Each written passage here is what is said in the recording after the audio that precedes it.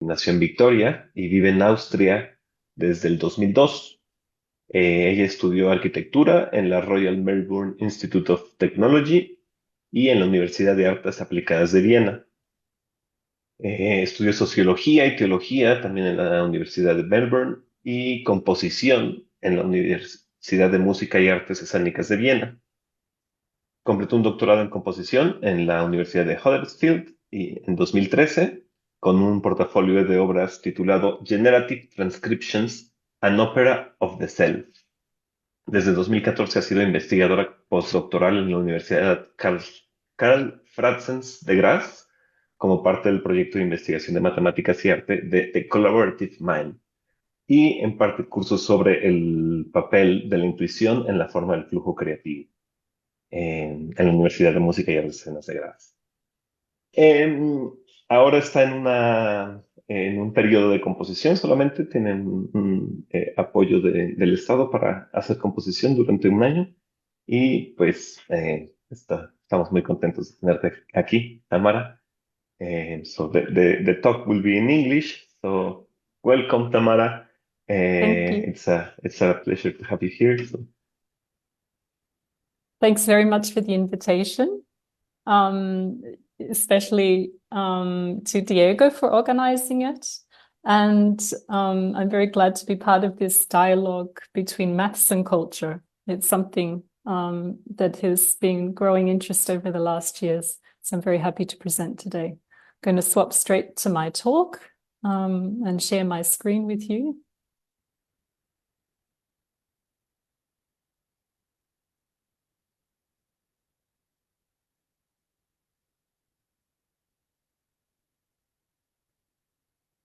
Okay, so listen to intuition is the topic that I wanted to present today, because intuition is somehow a very important component of any interdisciplinary work that you do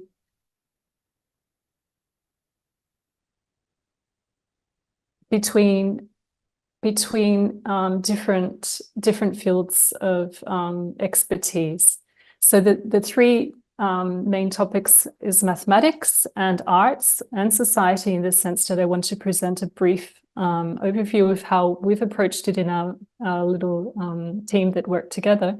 And then also personally as an artist in architecture and composition. You see before you an image of a Frieze Passion series that was developed with Karen Bauer, and how I used it in order to kind of find a new language in composition for 5 instruments. But we'll come back to that. So I wanted to start by talking about this beautiful book I read when I was still a student in architecture in Melbourne, Zen in the Art of Archery. It's a wonderful book by Friebel, and it's a book which describes the idea when you try to focus on something and you need to focus persistently to do something, you need to become part of that thing in order to come over the technique of something you're doing in order to get to a creative pool of thought. So he would describe it like this: if one really wishes to become a master of an art, the technical knowledge of it isn't enough. One has to transcend technique so that the art becomes an artless art growing out of the unconscious. So when you think of that in terms of an archery, like you want to definitely get the goal each time. So in art, it's a little bit different. The goal is kind of more flexible in this sense. But the idea that you can transcend technique has been something that's fascinated me from the very beginning of studying, maybe even before I was interested in art. And in order to transcend technique, you need to know technique first. So it's really important for me at the outset to say that I've always been fascinated with different kinds of techniques. And with that comes, of course, mathematics, our topic of thought today. So a few years ago, we applied for a grant at the Graz University which comprised of 2 mathematicians and 2 artists, Karin Bauer and Clemens Fellner in PDEs and Karin in algebra. And these 2 topics, as the mathematicians will be aware, are already vastly different to each other. And then Gerhard Eckel and myself, we were the 2 artists in this group, and we applied for an unconventional research grant. So it was unconventional in the sense that they wanted to bring 2 different kinds of disciplines together. And so we put forward mathematics and arts towards a balance between artistic intuition and mathematical complexity. We won the grant, and so we continued to work on actually things that I'd already done together with Clemens Fellner anyway. I'd already built up quite a dialogue during my studies with Zaha Hadid, where I tried different kind of exercises with the mathematical knowledge that Clemens had to build up some of the problems I had with Archimedes spirals, or you know, these ideas were already very fruitful in my work so far. So at this level, we needed to come to kind of a maths arts dialogue, which was informed by an inner mathematical dialogue and also an inner artistic dialogue. We didn't want to have a one-to-one relation of something. We wanted to find a way for us to communicate together in order to bring a kind of new level of interaction between our minds in a way that maybe we couldn't perceive.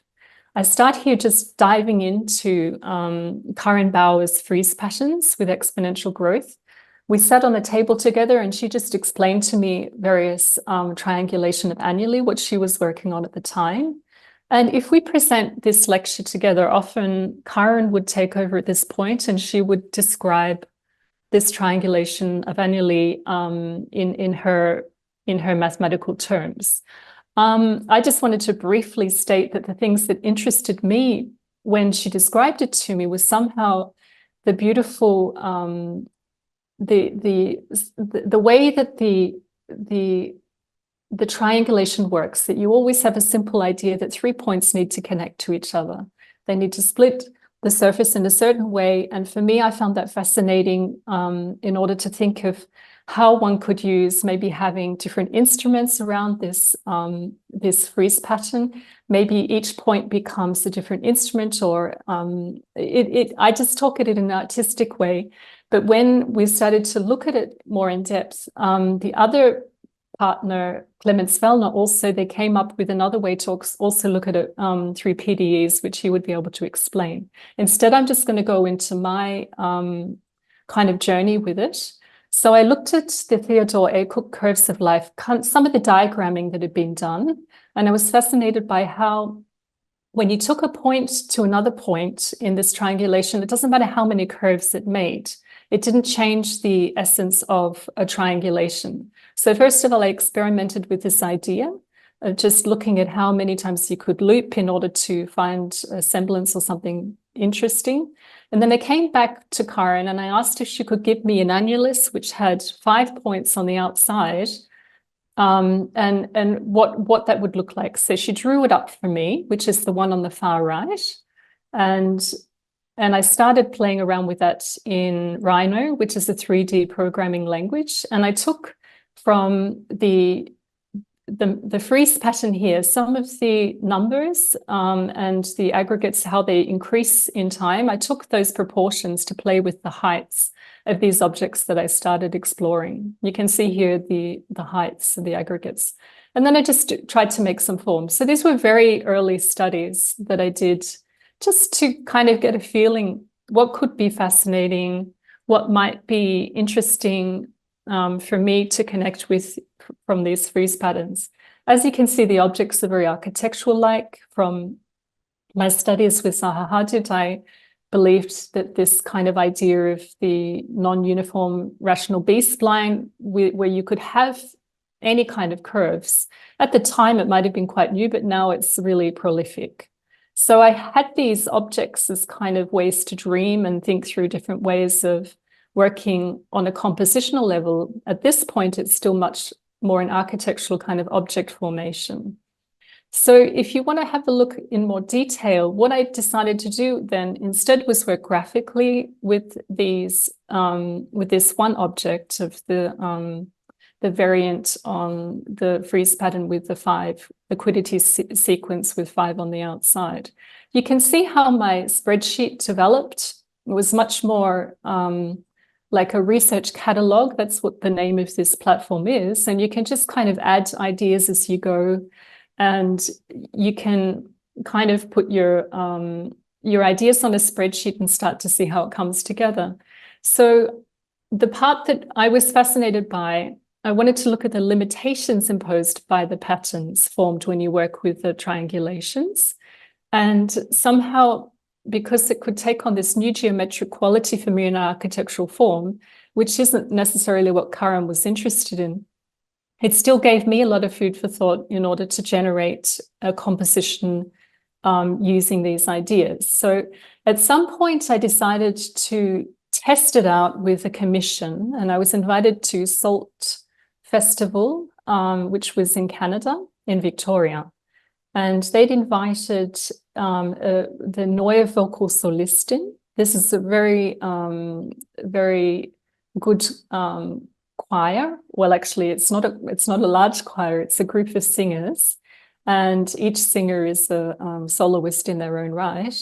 And so I had 5 voices to work with. So I had soprano, 2 sopranos, an alto, a tenor, and a bass. So 2 high voices, a medium voice, lower, and then a bass voice.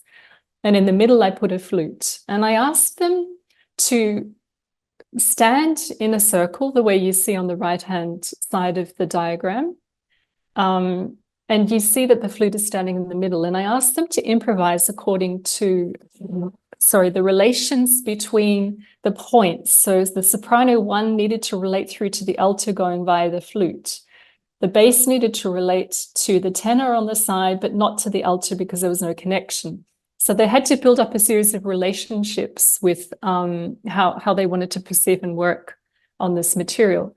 And I didn't give them a score at this point. They just needed to try it. And the Neue Vocal Solistin as an ensemble, they don't tend to improvise very much. They're very used to playing scores.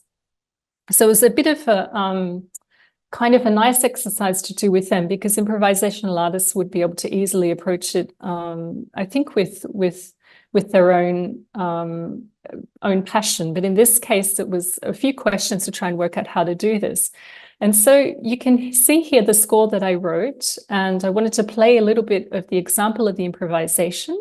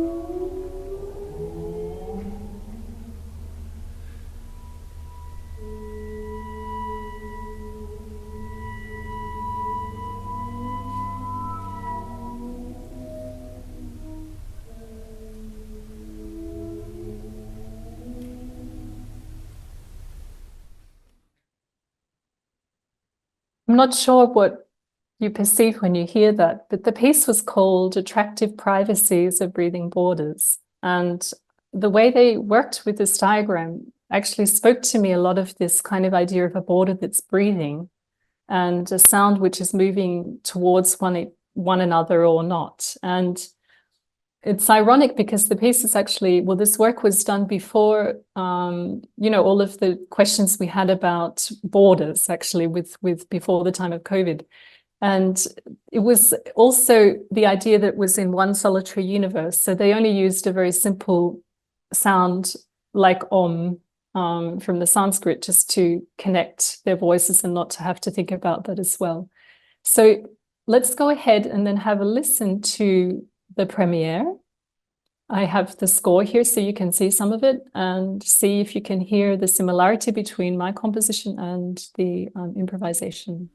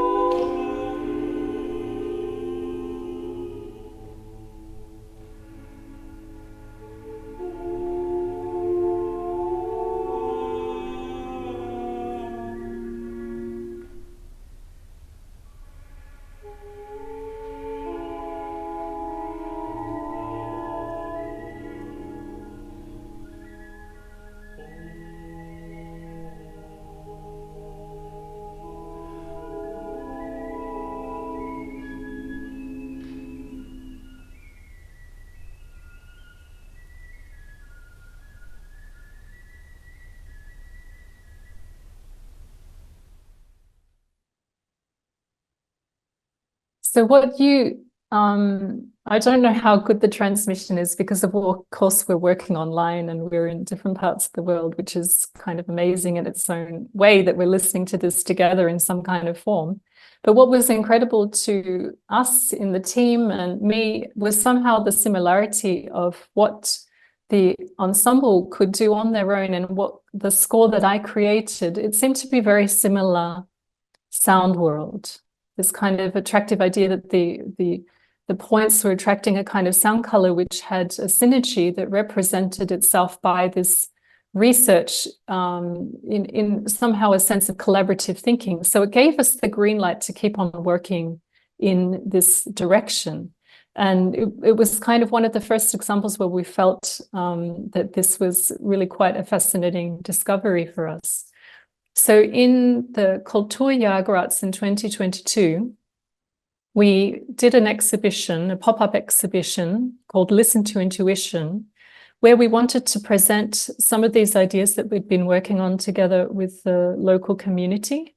And so the idea was to just find a shop front that was empty, that didn't have any that hadn't been used, and we just cleaned it up and then we turned it into a space for us for 2 weeks, for 4 weeks actually, it was in total, to present different works on the wall people could be taken through.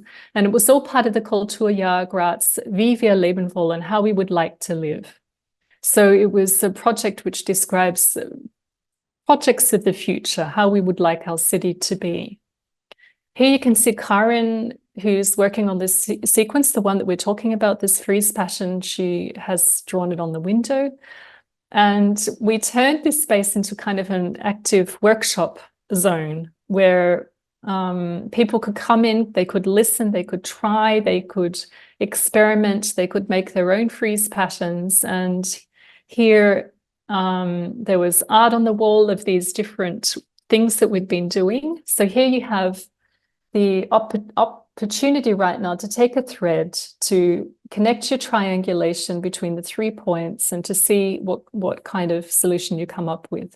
As it states there, do your own triangulation. Where is the border and where is it free? And of course, immediately you come very close to see how many different possibilities it had. And of course, when I was doing this research, it was really important for me to try and stay kind of involved with the engagement with the person coming in the door. And most often people who stayed, they would stay for an hour trying things out and testing, because it's when you come to play with it, then you start to realize how interesting the question is for anybody and not necessarily just a mathematician. So we had different things that people could do. The people here using the images were a mixture of musicians and then also mathematicians. And it was quite an experimental field where then you would also come and you could also work with me if you wanted, or with Karen to devise your own, whatever you wanted to do. If you wanted to work with me, you could. And I worked with another mathematician that was curious about fractals, and then we composed a piece for piano, which was then presented in the time there. What you see is the zither, which is a instrument, Z-I-T-H-E-R, zither, which is played in folks music. And I'd worked on a composition which looked at dynamical systems, and it was looking at the idea of how could you get people to feel a dynamical system. And so what the people had to do was take a ping pong ball and float it on the zither, and you got a sound world which was then mixed through a max patch, which is an electronic kind of, it changes the sound electronically as I work with electronics. And it gave people a chance to follow a score, which was basically ping pongs on a sphere, and to try and test their hand-eye coordination in order to feel what it meant to follow a little bit of this pattern. People really enjoy testing that out, because often you could be afraid if you're not a musician, but in this case, you could really have fun with it. The original piece comes from a piece for the harpsichord. And the harpsichord player actually uses 4 ping pong balls, and she follows a simulation that I did according to a dynamical system. So in this sense, it was like a little harpsichord for people to test it out. I wanted to jump into another small project which was similar in that sense, and also because I think that it fits in just very quickly with this kind of idea, just to get a feeling where the working geometrically with some of these ideas can come to a sculpture that you otherwise would not have managed to have done. So I was working with Barry Hughes from Melbourne University, and I traced some of these patterns that he gave, and I was forming from the different variants quite a cube form you can see in the middle. And then we looked at these objects together at the bottom, which we started to call a swan, and we chose the one which we thought had the most kind of fluidity and beauty. And so we developed this swan figure to print for 3D, which is just being presented in the local gallery here at the Koltum as part of a show I did with another artist, Renata Corden. You can see the object here in the 3D print. It was quite a large one, and it was actually suspended up in sticks to hold it there, because the idea was that you had this swan floating in your mind like a sage, and you could see how the swan was held up there by these sticks. And in some sense too, the idea that the swan could be held not just by water, but by this feeling of, I don't know, not because it's when you have a sage sits in meditation, they're feeling very calm, and they have this sense of the swan is only able to float if they're in this state of meditation. So here I was just playing with the idea of what holds the swan in one's mind. You could stand under it and feel the sense of this. And then it also inspired a composition, No They Swan, which I worked with. What you can see there is these quartzschale crystal bowls. She's a percussion artist. And then I worked with a saxophone player, Hayden Chisholm, and a soprano called Ingela Fortagni. And I worked with the same principles, taking some aspects of the work in order to compose this work, which is about 11 minutes. The final project I wanted to talk about today is the largest work to date, which has used the work from this collaborative mind in a different way to the other projects. I was actually invited, in this case, from a festival called the Imago Dei Festival. And the work is called Illuminations. It's a 70-minute work for choir and chamber ensemble. And it's based on the Minoritenkirche in Krems, which is an old church that has been there through many different ages. And this church is no longer a sacral space, but it's actually become a performance venue. The Imago Dei Festival in 2022 came and asked me, the Nadia Kayali was the director of the festival, and she asked me essentially to transform the Minorite church architecture into sound. And when I received this commission, I felt very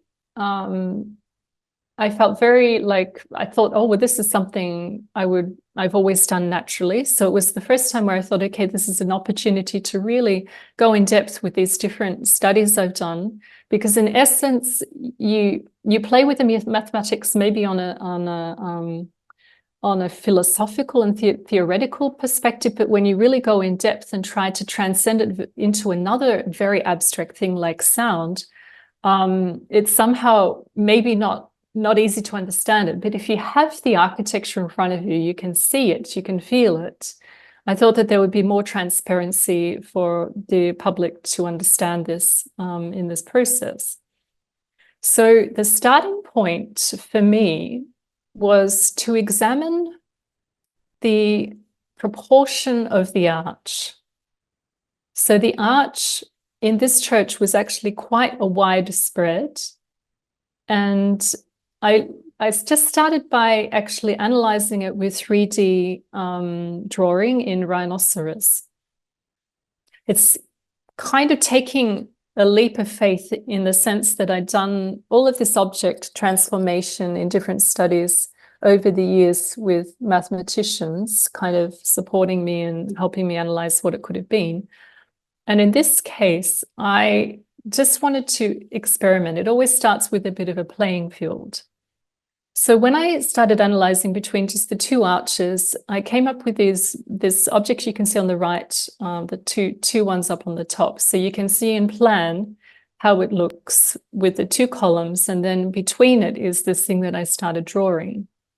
And so when I looked at what I'd drawn, I thought, well, I have to quite try and understand what it is. Is it something? Is it going to be relevant? And I hadn't been to the church at this point. I hadn't visited it. It was important for me to explore it, I guess, in an abstract way before I would actually go there. And the lucky thing with this project is that there were 3D files available, and I was able to really zoom in and play with the church before I even went there.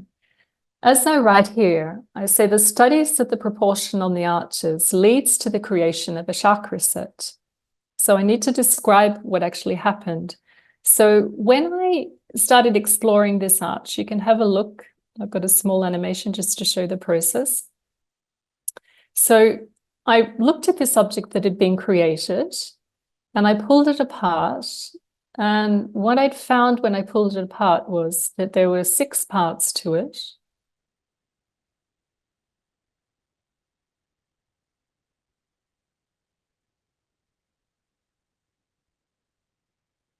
And then when you put them all together, you see this object that was inside the art. And then when you reformulate them in a certain way, you get these kind of,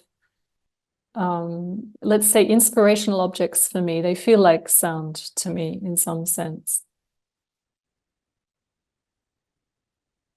And here you can see in the church, the columns. So you have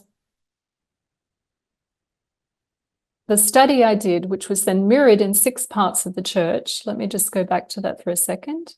So you can see here how it mirrors itself. And I pulled objects out and I realized that one study mirrored itself in the whole church. And so in some sense, by studying one proportion between the arches, it was able to give me enough information to explore what could be the meaning of this in a contemporary context for me using these techniques that we have today, like non-uniform rational B-splines. And you can see then the object is duplicated and mirrored, and it becomes a source of inspiration for me in the sense that it could be like an ancient chakra object. That's at this point where I started to play with this idea of a chakra. So you can understand that in ancient churches, like in Notre Dame, they've used similar proportions for hundreds of years, and it might not be a language or an intuition that is present to us in the same way that it was to people back then. And what I found fascinating was I wasn't interested in trying to project something on what was there, but what fascinated me was it kind of was like an excavation process that showed me something that was there and brought it more to light. So in the end, it gave me the idea of the chakras of the body and the chakras of the church in their relation to each other, these central forces of energy that the churches had back then, which was why they were actually designed in the way they were. And the chakra set then in the end, which I'd made from these objects within the church, helped me then formulate the form of the composition. So it gave me the idea how long to make the piece, how to make a decision about what would be the opening of the piece, and how one would start to feel the energy of this space in a sonic way, something which is very abstract. Music is something you can never hold. It's always disappearing before you can grab it. It's something which is always in flux. And I took as an inspiration as well, I wanted to go back because this was the feeling that we're going into something ancient, or something old at least. I also looked at Hildegard von Bingen and some of her drawings, which she'd done in the Scivias. And chapter 9 caught my eye, which was the choir of angels, the drawing you can see down in the right-hand corner. And this somehow mirrored this chakra object at the top, which you can see in the church on the plan. And there was somehow, for me, a connection of these ideas coming together. So I wanted to take Hildegard's text as well to form the libretto of this work. You can see the form of the church was quite fascinating. It has 2 parts to it. The very, very kind of like a rectangle structure, and then the part in the north, which is really only the audience stays down in the body of the church, and then in the top part is actually where the performers would normally stand. But for our piece, in discovering this, we actually wanted to bring the performers down into the body of the church in order to try to bring this sound clearer to the audience in an architectonic way. So here you can see the Sanskrit theory of the chakras. I'm sure many of you are familiar with some parts of it. I was familiar with some of it, but the more I looked in depth in it, I was fascinated by how it related to kind of, the body and the body of the church, and how Chapter also had this connection with how a standing figure was thought of within the body of the church. So typically, the first chakra is to deal with the earth and grounding, and then the second one moves up through water, and then fire, and then air, being centrally around the heart where the chest is. And then 5, you get higher to hum, where the voice speaks, where it resonates. And here you have a close connection to the idea of ether, and then things that you can't tangibly see anymore. And then you move into the 6th chakra, which is light. And then higher above that then is this idea of the Sahasrara, which is this thought. And so Illuminations was developed according to these, this kind of connection. And the part 1, which you see here, just worked through these 6 cycles for the first 35 minutes of the piece. And the choir really sang through Lam, which is this beach mantra, which represents this chakra. You can see it here, Lam. And then the second part, they worked through Vam. And it worked up through the first 50 minutes of the piece. Sorry, the first 35 minutes of the piece. In part 2, the choir then came back, and they were then using more the Hildegard von Bingen text, Illumini, which is enlighten, and then also some English text of return, and then Viriditas, which is greenness, lushness, and vitality. So they were always singing very simple concepts with a heightened kind of connection to what could be going on intuitively in the piece. And then part 3, which was the last part, which was 8 minutes, was then returning back to the earth in a slow breath, and used Om Ayim Ram, still using the fire, the part of the fire cycle in cycle 3. So here you see the church with these objects through. We didn't have any objects that we could print and hang in the church, but when I was in CIRM, in the mathematical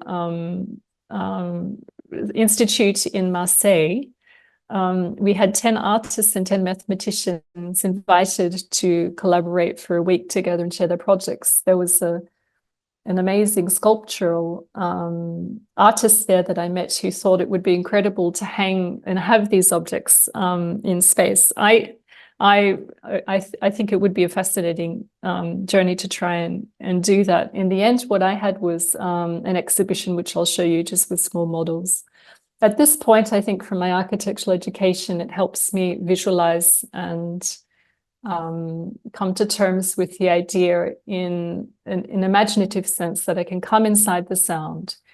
So the artistic research at this point informed the proportional structure, and then it informed the principles of the chakras in the plan of the architecture in a new way to allow me to communicate with the audience. And when you come to the actual score itself, this is like, you can look at the score. This is like looking at 60 minutes of music. It starts from the left-hand side and then moves over to the right, like you're moving in time. And you can see each object and the visual plan of it from the chakra. And you can see down the bottom is which part of the choir was active. So it's just a very kind of diagrammatic way to explore it. So you can see the development of how the piece grew over time.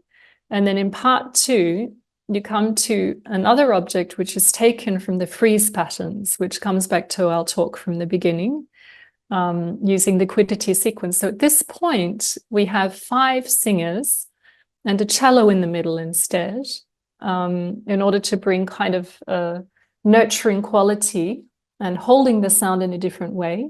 At this point, the choir moves from the first part and then comes on the stage to create this enclosed identity. And then the final part, part 3, was another object I found, looking at the top part of the church between the lower part and the upper part. And this was then bringing all of the choir again together with the instruments. So here you see just the score of the first 35 minutes, which happened in the lower part of the church. And you can see the different colors being highlighted according to which chakra or object was present in the architectural research. And then here you see part 2 with the objects from liquidity sequence. And then part 3, I'll show you this object now. So this was found looking north into the church, up into the upper part. When I started by doing the same research of connecting and discovering what 3D objects could be found. It's like you give a Renaissance plan I don't know how you would say, you give it a new technique, because non-uniform rational B-splines, they weren't able to be done in any way. So the computer technology does open up new avenues of kind of ideas of uncovering more that could have been there. This object was then, as I described before, giving the structure, the composition, the architecture of the church, the libretto of the chakras, and then I started to compose. So at this point, there was no composition done. That was just the form where I wanted to put everything inside. So from this point, I sit down and start to take samples of my voice or start to work with different samples. And in this point, I actually went to the church and spent 2 days with microphones recording and hearing the resonances of these ideas. And the score then that results from all of these processes is for a choir, 12 voices, 3 soprano, 3 alto, 3 tenor, and 3 bass, a solo voice for the final part, a flute part in the first, and then in the final, a cello in the middle, and then percussion at the end. So the interpretation of how this worked, the experience of sound in the church, transforming it into a sound space, was crucial in order to bring the work to its fruition. On the left side aisle, you had the soprano voices. On the right side was the male voices, and in the middle was the audience. So by the time the final part came, during the piece, we projected like a holographic form, slowly, this object which emerged. And at some point it became much clearer. And it was like a way to invite the audience to deeply reflect more deeply on what these proportions could have a significance for them. And we asked, or we just discovered through different kind of opinions what people thought it was. Of course, people saw a symbology of a cross or a Star of Bethlehem, and many people thought that it had a feminine quality about it. This is the image of the piece in the middle, which has cello and 5 voices. And then on the end, at the right, you see the final piece with the percussion on stage. So behind the performance venue, there was this room called the Kapitalsaal, which was the treasury. And we transformed this into a gallery experience where people could explore, and it gave the audience a chance to have an access to the score and to see what happened in the process of discovery of what this project was about. And it wasn't necessary for people to see this, but it still gave a lot of people more depth to understand the process and what me as an architect composer could have engaged with in order to come to this composition. So they could look at the 3D models. They'd experience these videos that I've been showing you, and there was also parts of the score there and a sound excerpt. So here you could listen to a brief moment of the score, and you could watch the score in front of your eyes just to get a sense of how different writing scores can be compared to how it might have been in the time of Beethoven or from Palestrina, when polyphony was at its height in composition technique. So you get a sense to see how these things have changed. So I'll play this to you now. The score doesn't move along with your eyes, but you can see that this part of the score was in the middle part, which had the cello. And at this point, it's just the 5 voices for a brief moment, which has, I think, the most kind of synergy to maybe a Renaissance feeling of music. So I'll close with this short excerpt of the Viriditas, meaning greenness, lushness, vitality, return to the earth.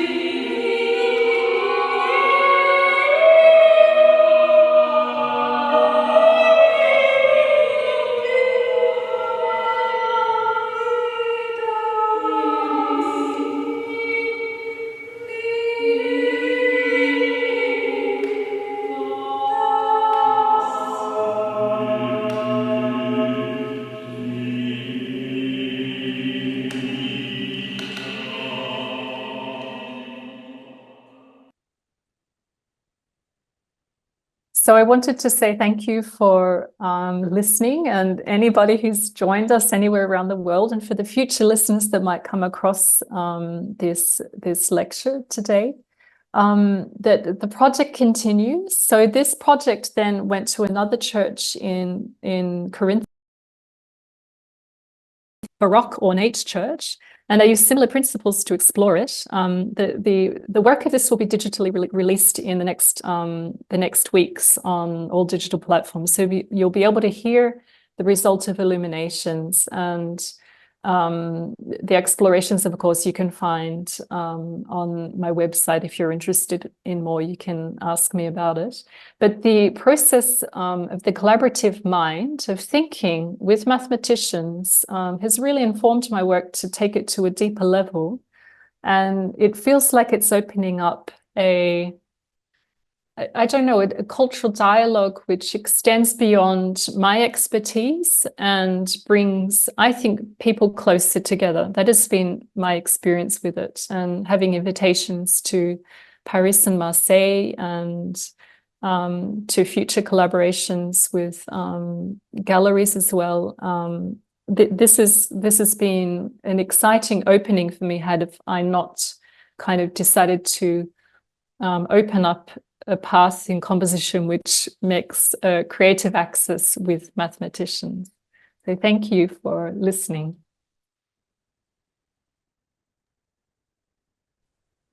Thank you very much, Tamara. It was an incredible talk, and really, really interesting what you are working on.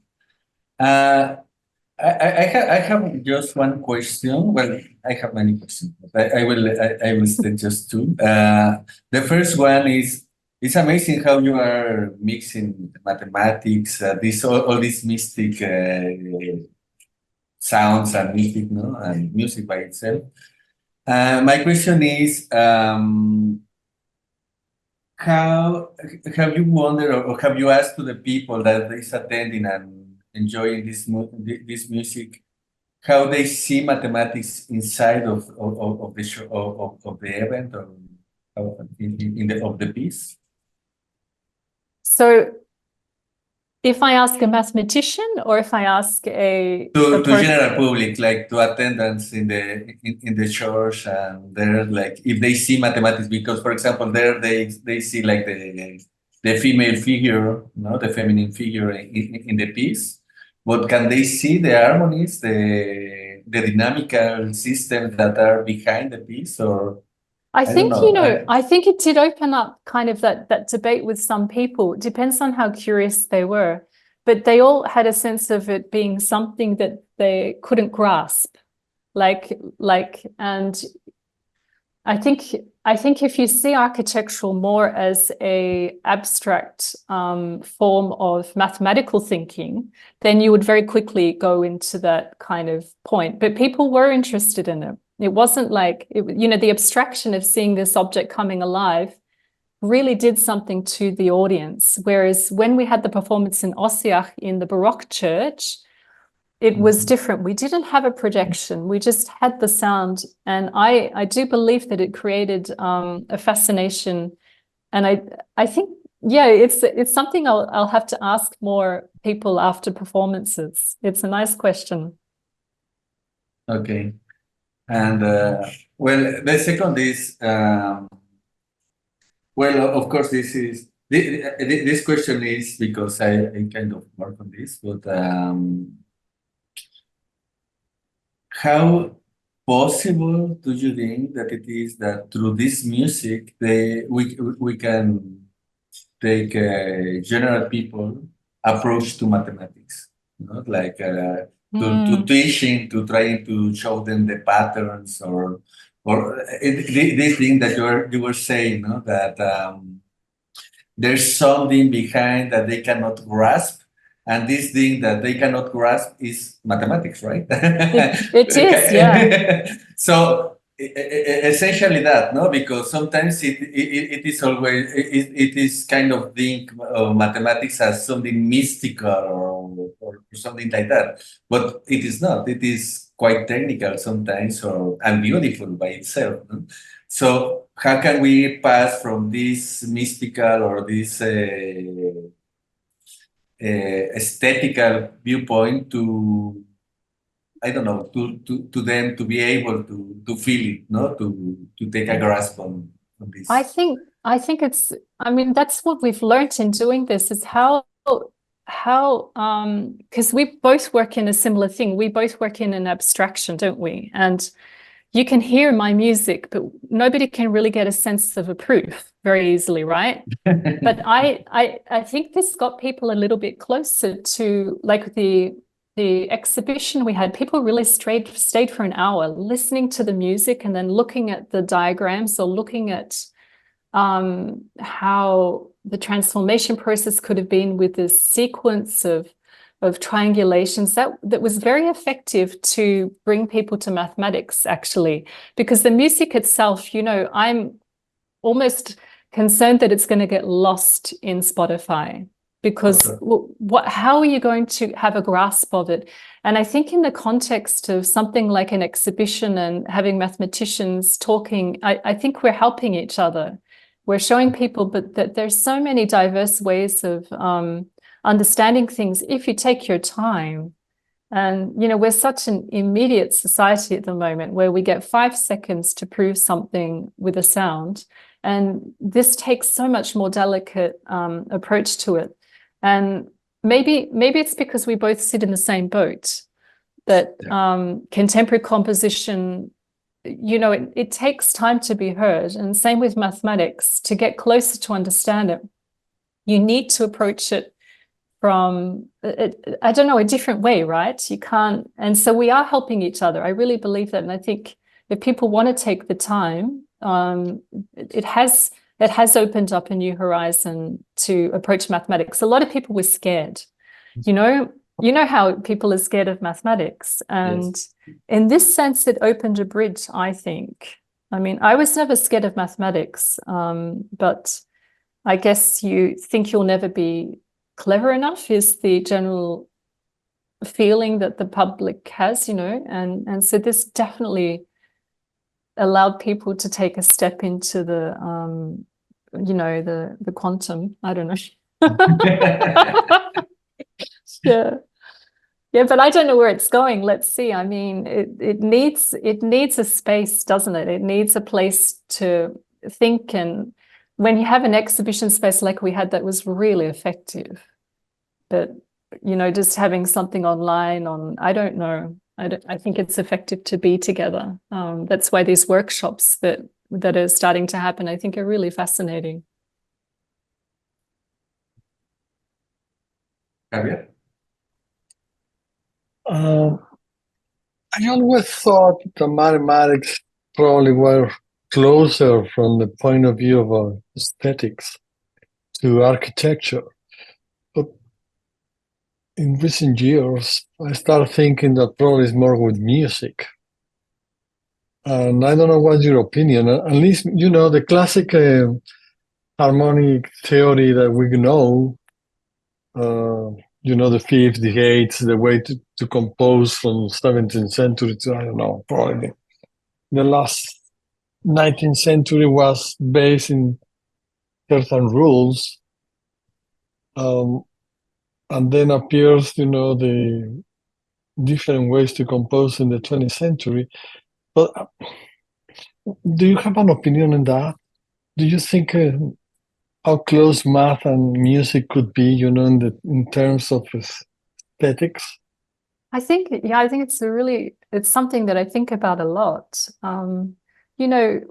We have the example of Xenakis, and he was somehow an architect writing with mathematics, and then he started to do a lot of composing with highly intricate rhythm. And when I explored that, I realized, for me personally, I wasn't interested in that problem of rhythm. I was really interested, as you say, in aesthetic, in the idea that a sound takes a long time to create a polyphony. It needs a really intricate coming together, in the same way that mathematics has these problems which you need to kind of solve and spend time with, and you can't let go of harmony and counterpoint. You need to understand how polyphony works with Palestrina before you can take a step into a fugue of Bach, right? And so there's these techniques that you can't be rid of. This is the same in mathematics, that you need to learn through technique to do it. And I don't believe in architecture that, I can learn how to construct a Renaissance architecture in some ways, but I don't know if it's going to inform how I build a building. Like Zaha Hadid, when I was doing masters with her, she was fascinated by like the temples from the Persian world, these really high mosques and everything. So they had really informed proportion and statics, which made a lot of sense. And then her language that she formed, I do believe, had a classical element to it. So in that sense, I think that I am fascinated by how it is still an aesthetics, but it's a technique as well. It's like this idea of surrendering to the technique with the archer and trying to fly it away so that your unconscious can then speak something from it all. Because I'm not a mathematician. I don't have to, at the end of the day, prove something, but I am looking for an elegant solution like you. Mm-hmm. And beautiful solutions. Yeah. But or at least pleasant. Exactly. Well, Yeah. perhaps we can say goodbye to the people in Facebook.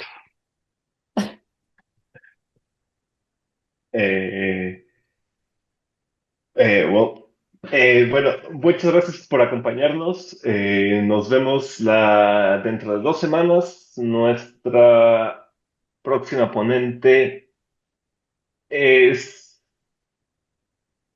Judith Rivas Ulloa, que nos hablará de pasos de baile a ritmo de matemáticas el próximo 23 de abril a las 10 de la mañana, Ciudad de México, 13 horas Chile, 18 horas España. Muchas gracias por acompañarnos y hasta la próxima.